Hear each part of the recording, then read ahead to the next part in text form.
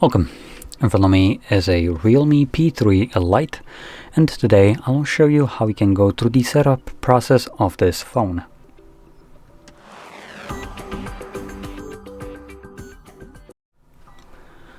So, when you boot it up for the very first time, you should be presented with the same screen that you can see on my end.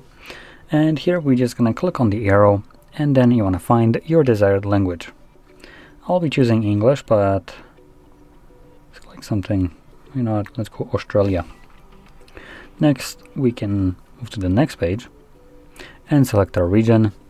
Now, I recommend changing your region to something that is based in the European Union, even if you're not there, as if I'm correct, though I haven't actually tested it out, because at this moment there is nothing to test it out with yet, it will force companies to abide by European Union laws. As an example, if a company like Apple is being forced into complying with EU by opening up their ecosystem to other alternative stores, so you're not just forced to use the App Store from Apple, they will only comply in Europe, obviously.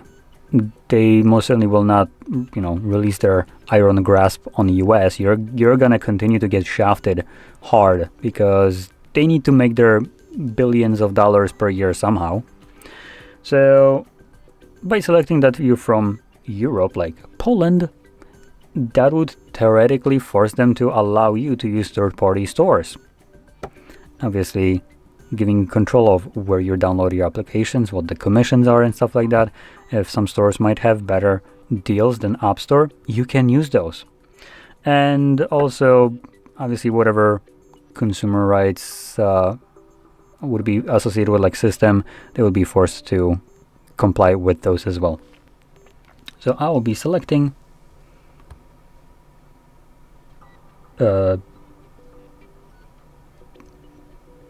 okay, it's not alphabetically. Okay, let's go with Poland, which is where I'm from. Next, legal information. So we have user agreement, users privacy, security and protection. Sure, I'm gonna believe that bullshit here. I'm just gonna click on next, because it's not like whatever Google tells me I will ever believe. If I would, there would be no reason for class action lawsuits and antitrust lawsuits. And also monopoly and corruption and all that stuff. Anyway, moving on, we have connect to a mobile network. So here you can insert a SIM card. This step is completely optional. You can just click on next without doing so. Then it will allow you to set up your device using another one. So if you look at it right here, when you have your old device, you should get this kind of pop-up allowing you to basically move over content of this phone to this one. So this is basically gonna move over things that are associated with Google account. So any kind of contacts that were imported to Google account and applications and so on. So it's not really a kind of restore that you would expect. It's just a way of Google hoovering up your data just so they can sell it later on. So I'll be skipping that. You can purchase my data like everyone else does. Otherwise, go piss off. Anyway, now we have Wi-Fi connection page. Again, this step is optional. You don't need to connect to Wi-Fi as long as your device isn't FRP locked, but this one shouldn't be. So you can connect to it. If you choose to skip this, then we'll have some things happen or not happen. Usually get a pop-up letting you know, but I guess we didn't here. So by not connecting to any kind of network, either through SIM card or Wi-Fi, you won't be able to sign into your Google account, get updates to your device, have date and time set automatically, and well, that's about it.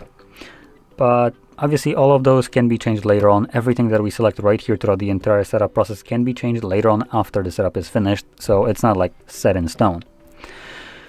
Now, in here, we have Google services on the next page, which is use location, allow scanning, and sending user and diagnostic data. Now we can turn all of these off, but again, these are more like guidelines. If they tell you that they're not going to be, for instance, using a location to know where you are or stuff like that, or if you turn that off, you'd expect them to turn it off, right? I mean, use location would imply that there is no location services, therefore your phone doesn't know where you're located at, right? Well, you would be absolutely wrong, because that's not how it works. It can always ping off of other devices that do use location to exactly triangulate your location without even asking you for your permission. So this is just a middle finger. It tells you like, oh, look at us, we're not going to be spying on you through these methods right here, but we're going to do it a different way that isn't listed here.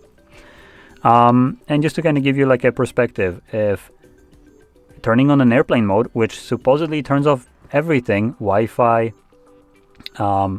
mobile data, cellular connectivity, and other stuff like that, it would imply that this device basically should be dark.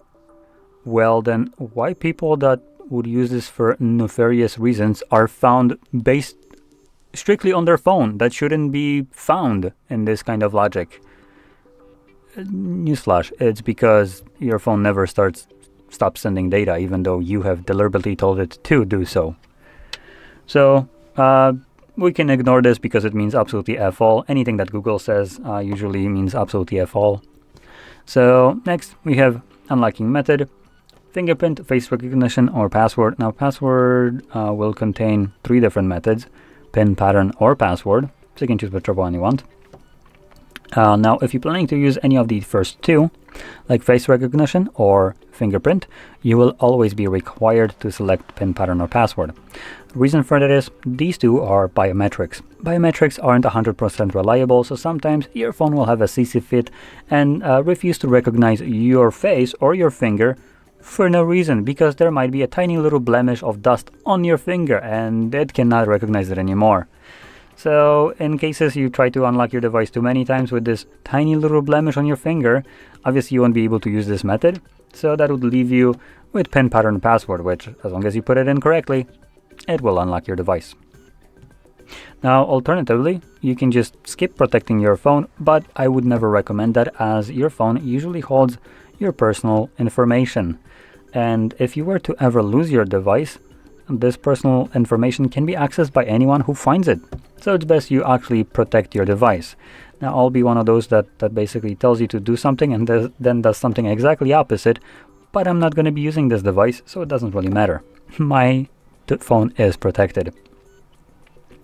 Next, recommended, so we have auto update overnight, wallpapers, discover captivating story. Okay, so this one I don't think is the wallpaper carousel, or oh no, it is. Okay, so it is a wallpaper carousel. Amazingly enough, they changed the name because wallpaper carousel is such a piece of shit that I always say to turn it off. So wallpaper carousel gives you the most dogshit wallpapers you can imagine. Things like brick walls, fruit baskets, maid cleaning, and other stuff like that.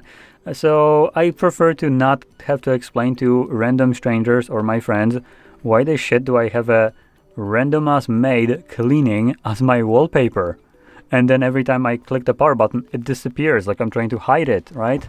So I recommend turning that off. Now they changed it just to wallpaper to absolutely remove that kind of idea that, oh no, it's the carousel. No, it's just a wallpaper. I mean, yeah, it's random ass wallpapers.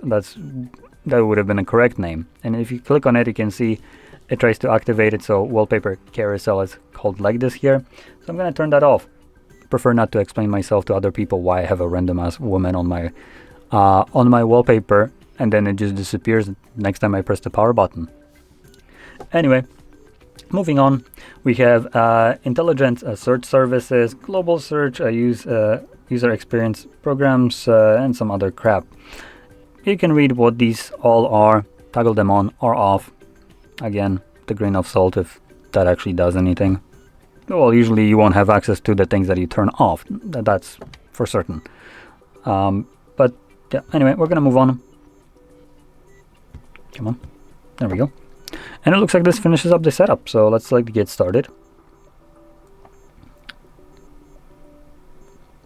Now, for people that don't know, the wallpaper carousel only works on your lock screen. So when you do this, it would be showing up right here, and every time you lock it and then unlock it like this, it would change that wallpaper. But anyway, with that being said, hopefully you found this very helpful, and if you did, don't forget to hit like, subscribe, and thanks for watching.